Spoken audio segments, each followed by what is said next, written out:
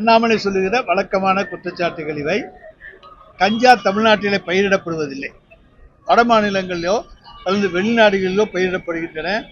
அதை தடுக்க வேண்டியது ஒன்றிய அரசாங்கம்.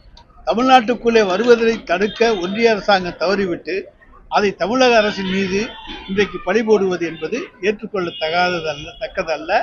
எனவே அவருடைய பழி போடுதல் என்பது அரசியல் பழி உணர்ச்சியோடு பகை உணர்ச்சியோடு சொல்லப்படுகிற குற்றச்சாட்டு. தமிழ்நாட்டில் எங்கேயும் கஞ்சா பயிரிடப்படுகிறது.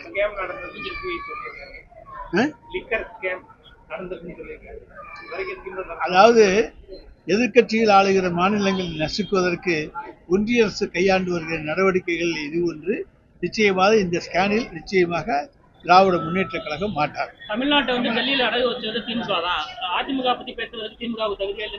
ஒரு கட்சியை பாரதிய ஜனதாவுடன் அடகு வைத்து விட்டு ஒரு 4.5 ஆண்டு காலம் ஆட்சி நடத்தியவர் எடப்பாடி பழனிசாமி. நாங்கள் எந்த வகையிலும் டெல்லிக்கு அடங்கி போவதும் இல்லை, அடமானம் வைப்பதும் கிடையாது. இந்தியாவிலேயே டெல்லிக்கு எதிராக முதல் குரல் எழுப்புகின்றவர் மாண்புமிகு தமிழ்நாடு முதலமைச்சர் அவர்கள் தான். எனவே டெல்லியிலே நாங்கள் எங்களை அடமானம் வைக்க வேண்டிய அவசியம் எங்களுக்கு கிடையாது. சொந்த புத்தி உண்டு, சொந்த காலில் நிற்கின்ற சக்தி உண்டு, சொந்த மண்ணை காப்பாற்றுகின்ற எங்களுக்கு திறமையும் உண்டு. தமிழ்நாடு முதலமைச்சர் நேரடியாக விவாதத்துக்கு அழைச்சிருக்காரு.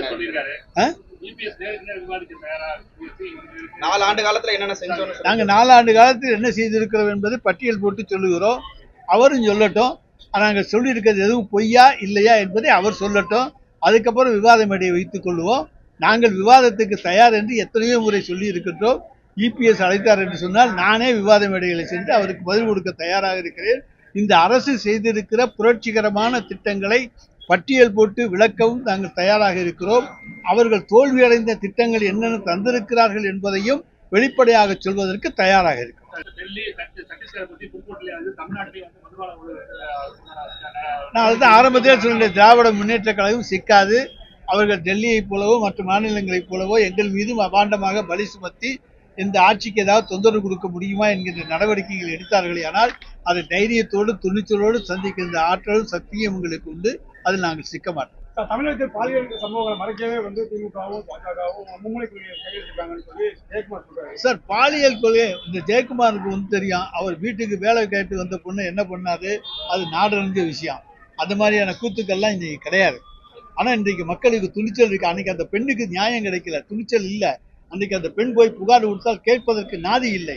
ஆனால் இன்றைக்கு எங்கள் ஆட்சியிலே ஒரு பெண் போய் புகார் கொடுத்தால் கேட்பதற்கு நாதி இருக்கிறது. எனவே அதைத்தான் நீங்கள் பார்க்க வேண்டும். பாலியல் தொல்லைகள் அன்றைக்கு நிறைய இருந்தன. ஆனால் அவர்கள் அச்சப்பட்டார்கள், கஷ்டப்பட்டார்கள். போய் சொன்னால் என்ன நடக்குமோ, என்ன ஆபத்து வருமோ என்று சொன்னார்கள்.